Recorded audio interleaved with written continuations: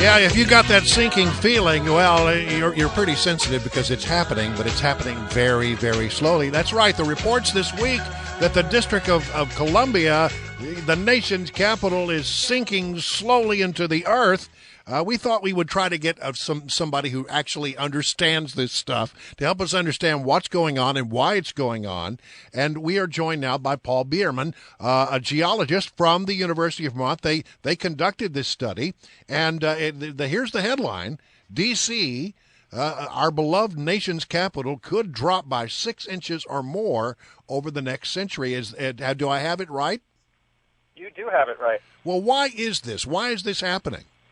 Well, you can blame the glaciers that were just north of D.C. About 27,000 years ago. And when they were there, they pushed down the surface of the Earth, and all that material that was pushed away from under the glaciers ended up outside in places like D.C., Newport News. And then when the ice went away, that material is slowly moving its way back north.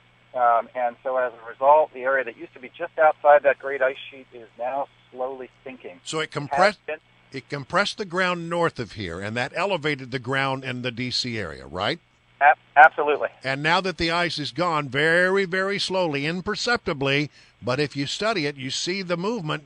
As sure as the sun comes up in the east in the morning, it is slowly starting to sink.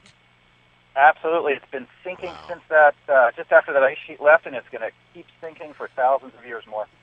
But why 6 inches in this year? I mean, what has been the rate, if you can measure this, and I'm guessing you can? How much did D.C. sink in the last 100 years?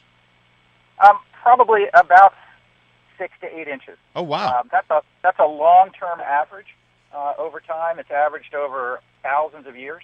That measurement that we have, the 6 to 8 inches, is actually most accurately measured right now by what's happening to sea level and tide gauges. So if you look at those gauges that our government maintains to understand what's going on with the tides, it's useful for us, if you're out on the bay. You can look at those over time, and you can look at the last 50, 80, 100 years, and you can see that on average that sea level is just getting higher and higher and higher. Is it getting higher, or were the land just getting lower? That's the question. They both are. Yeah, both. Yeah. Well, that doesn't bode well, because we all know we're right here at sea level practically in the District of Columbia. Absolutely, and I was down there with my kids visiting in the Cherry Blossom Festival and watching that water lap right around the edge of the tidal basin. Yeah.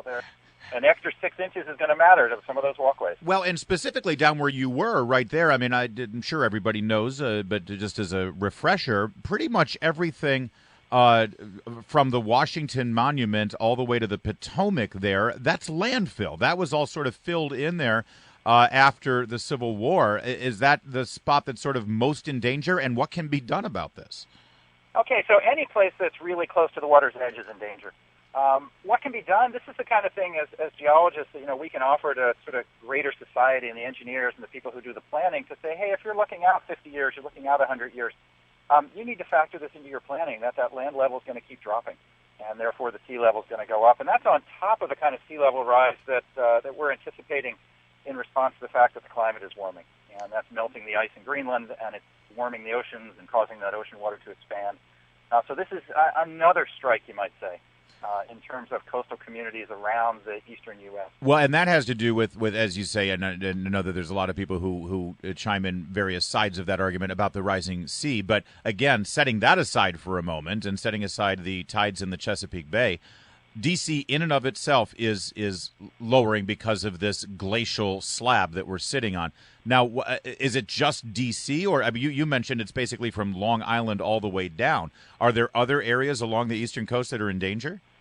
Absolutely. So D.C. turns out to be just about the hot spot of this, given the geometry of where the ice was, which is kind of ironic. It's not lost on me.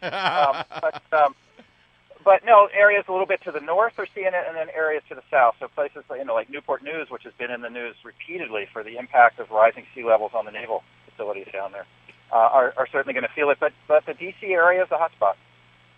All right, so it'll drop in over the next 100 years or so, 85 years or so, by about 6 inches. When does it start reaching critical mass in your mind for us? When do we really start to have the problems?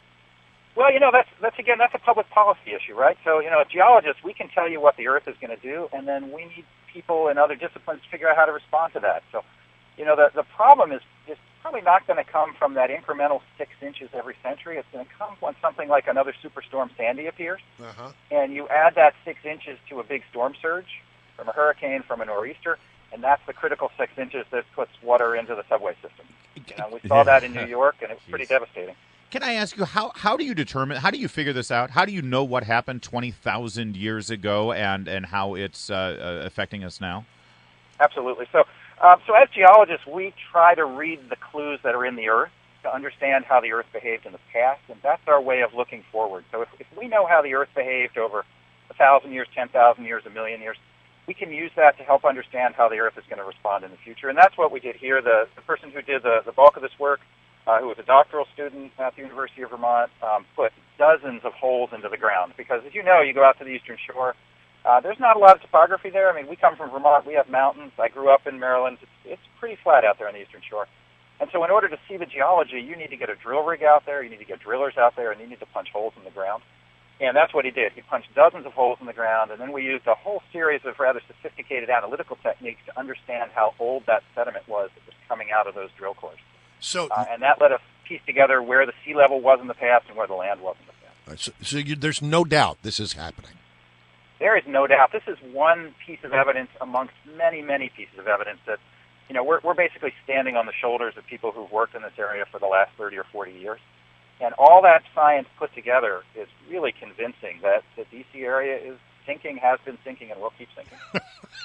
All right. Why is that funny to you? It's strange to hear it said that way. All right. All right. Well, listen. D.C. is sinking under its own weight. Yeah. Well, under its own weight. Yes. All right. Well, listen. This is the fascinating stuff. Paul Bierman, geologist from the University of Vermont. Thank you so much for joining us. Great to have you on the show. Thank you for having me. Yeah.